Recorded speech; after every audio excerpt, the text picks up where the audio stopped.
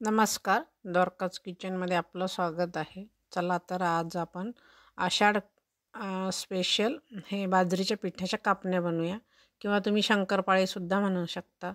तर please like करा, share करा. ज्यांनी सबस्क्राईब केलं नाही त्यांनी सबस्क्राईब करा प्लीज. तर चला तर आपण सुरुवात करूया. सगळ्यात पहिले आपण हे गूळ 1 कप गूळ आणि 1 कप आपण हे मिक्स करून थोडंसं कोमट करून घेऊया. गॅसवरती कोमट केल्यामुळे काय होतं, गूळ लवकर विरघळल्या जाते. आता ते गूळ आपला छान विरघळायला गेला आणि आपण ते बाजूला ठेवूया कारण ते थंड होतं. तर हे बाजरीचं पीठ मी चाळून घेते. मी 1.5 कप बाजरीचं पीठ घेणार आहे आणि 1 मोठा चमचा मी गव्हाचं पीठ घेणार आहे. किंवा पोहे खायचा जो चमचा आहे त्या चमच्याने तुम्ही 4-5 चमचे घेतलं तरी चालते किंवा अर्धा कप घेतलं तरी चालते. 1.5 कप बाजरीचं पीठ आणि अर्धा कप गव्हाचं पीठ घेतलं तरीसुद्धा चालते. दोन्ही मिक्स करून घ्यायचं छान.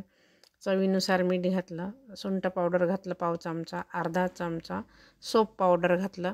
गुळाचा कुठलाही पदार्थ करताना बडीशोप थोडंसं जाडसर भरडून घालायची म्हणजे चव छान लागते गुळाच्या पदार्थामध्ये. 2-3 चमचे मी तूप घातलं त्याच्यामध्ये. साधंच तूप घातलं, थोडंसं हलकं वितळून घेतलं. गरमही नाही जास्त आणि थंडही नाही. तूप घातल्यानंतर छान आधी पिठाला छान चोळून घेतलं म्हणजे मोहन लागल्यासारखं आपल्या हे पिठाला छान चोळून घ्यायचं. 2-3 चमचेच तूप घातलं मी. आपला पोहे खायचा जो चमचा आहे तो. तर मी हे 1 कप गुळाचं जे आपण पाणी थंड करून ठेवलं तर ते घेतलं. तर मला जवळपास पाऊण कप थोडंसं वरती पाणी लागलं हे पीठ भिजवायला. आणि लगेच आपण हे पीठ भिजवल्यानंतर लगेच आपण याची पोळी लाटून घेणार आहोत.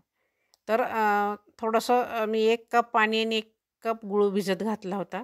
तर त्याचं जवळपास 1.5-2 कप पाणी झालं. तर आपल्याला 1च कप पाणी लागलं. तर तुम्ही जर 2 कपाचं पिठाचं प्रमाण घेतलं तर अर्धा कप गूळ आणि अर्धा कप पाणी घालू शकता. तर हे पातळसर लाटून घ्यायची. खूप पातळही नाही लाटायची आणि खूप जाडही नाही. बघू शकता तुम्ही. आणि हे साईडच्या कडा काढून घ्यायचे आणि छान आपलं शंकरपाळी जसं बनवतो त्याप्रमाणे आपल्याला हे काप करून घ्यायचे आहे. बघू शकता तुम्ही. तर आपण सगळ्या पिठाचे कापण्या करून घेऊया थोडं थोडं करून. आणि चवीलासुद्धा छान लागतात हे, कारण बाजरीचं पीठ कोणी जास्त खात नाही आणि थोडंसं पावसाळ्याचे दिवस असल्यामुळे छान थंड वातावरण राहतं. तर हे असं वेगळे पदार्थ करता येते. आणि हे माझी आजी आई पण करायच्या आषाढ महिन्यामध्ये हे बाजरीच्या पिठाच्या कापण्या.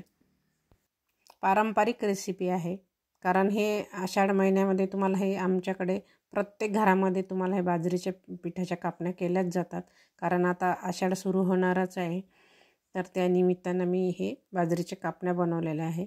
तेल गरम करायला ठेवलं. तेल थोडंसं छान गरम होऊ द्यायचं, खूप कडकडीत पण नाही होऊ द्यायचं, नाहीतर आपण जे कापण्या टाकू ते एकदम काळसर होतील. तर गॅस कमी करायचा. थोडं तेल छान तापलं की मंद गॅसवरती आपल्याला हे छान कापण्या तळून घ्यायच्या. सारखं हलवत राहायचं म्हणजे व्यवस्थित दोन्ही बाजूंना व्यवस्थित तळल्या जाते आणि मध्येपर्यंत छान कुरकुरीत होतात, म्हणजे कुठेही असं पिठळ जाणवत नाही. तर याचप्रमाणे आपण सगळ्या कापण्या तळून घेऊया मंद गॅसवरतीच.